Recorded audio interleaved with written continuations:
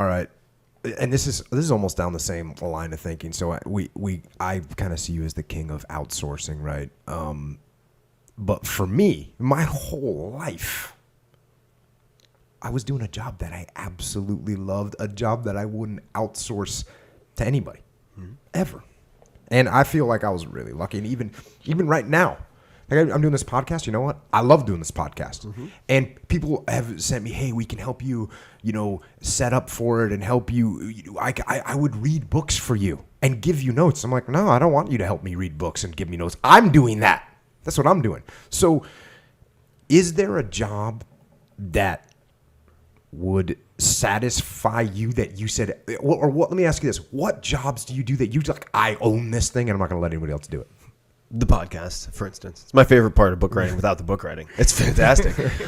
And nobody's trying. I don't have some like suit who's paid to manage the bottom line with no creative bone in his body trying to tell me how the podcast should be run.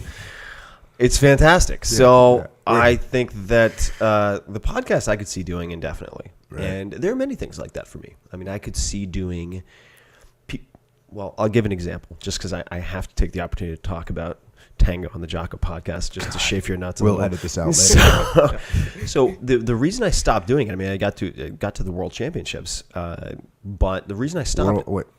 I was a semifinalist in the World Championships. Yeah, I don't even know. I can't what that means. I can't even imagine what the World Championships in Tango is. I know Tango's a dance, but how do you attack the other people? Like, how do you get them out of the arena? How do you throw them out of the ring? What happens? It's it's very delicate. So there's points. Is there points or something? Yeah, they're judges and so on. It's just like a diving competition, 0 to 10 kind of thing. But the point being, I stopped because I left an environment in which it was highly competitive. I went from Argentina, where there are dozens, hundreds of world-class dancers, to the U.S., where there just are a fraction. There's like 7. A handful, right. Oh, it's Bob again. Okay, great. So the one thing, honestly, is teaching people to test assumptions and become better learners. That's it. That's my thing. So that's the one thing. That's the constant through all the books, through the podcast. Don't believe everything you think. Detach, to use your word, right? Assess and test the assumptions and get better at getting better, ultimately. That's it for me. But there are many things that I do now that I could see doing for a very, very long, decades, for sure, including the podcast. Good. Yeah, the podcast, we were talking about this earlier. The great thing about the podcast is that you can do whatever you want.